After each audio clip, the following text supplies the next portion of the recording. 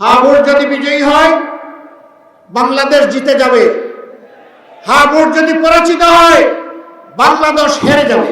দুটি ভোট সামনে রেখে 12 তারিখ আমাদের খুব কাছাকাছি চলে আসছে।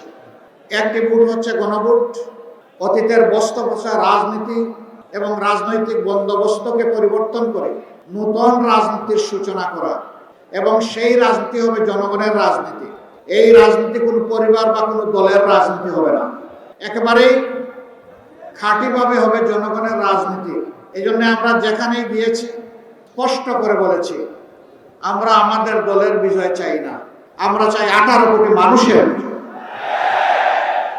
যেদিন সমাজে ন্যায় এবং ইনসাফ কায়েম হবে সত্যিকার অর্থে সেদিনই 18 কোটি মানুষের বিজয় হবে, এর আগে হবে না। এই গণভোটে বাহ্যিকভাবে যাই হয়, ভিতরে ভিতরে কেউ নাকুশ। এই গণভোট হলে আর ফ্যাসিবাদী কায়দায় দেশের শাসন ত্রাসন চালানো যাবে না। এই গণভোট হলে জনগণের সম্পদের উপর হাত দেওয়া যাবে না।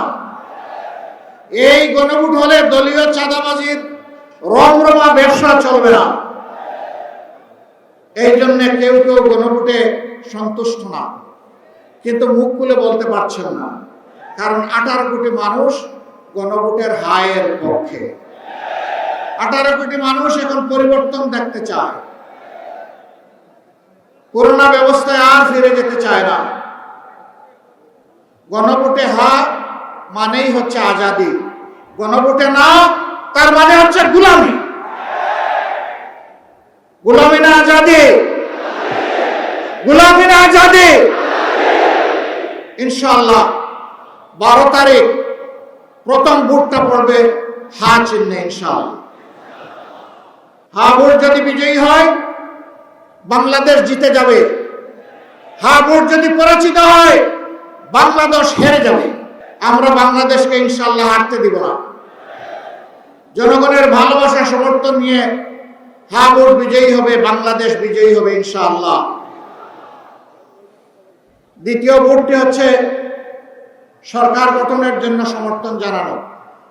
হা ভোট বিজয়ী যদি না হয় কোনো সরকার গঠন করে কোনো লাভ হবে না জনগণের। আগে ভিত্তি হচ্ছে হা ভোট, এরপরে কাকে দেব পরিষ্কার। আমাদের মধ্যে অবশ্যই নিজেদের কর্মের কর্মসূচির প্রতিযোগিতা হবে, এটাই তো স্বাভাবিক। নিজেদের যুক্তি আদর্শ নিয়ে জনগণের কাছে যাব, এটাই স্বাভাবিক। কিন্তু আমরা মাঝে মাঝে একেবারে পরস্পর বিরোধী কিছু জিনিস দেখি।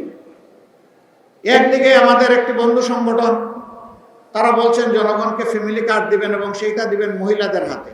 আবার আরেকদিকে এই মহিলারা যখন কোনো একটা দলের পক্ষে, আদর্শের পক্ষে, নতুন বাংলাদেশের পক্ষে, হা ভোটের পক্ষে ভোট চাওয়ার জন্য বের হচ্ছেন, একদিকে ফ্যামিলি কার্ড, আরেকদিকে মা বোনদের গায়ে হাত।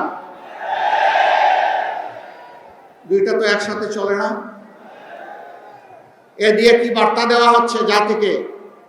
বার্তা দেওয়া হচ্ছে আগামীতে এমন কোন দল যদি ক্ষমতায় আসে যারা এখনই গায়ে হাত দেয়, তাদের কাছে বাংলাদেশের একজন মা বোন নিরাপদ হবেন না।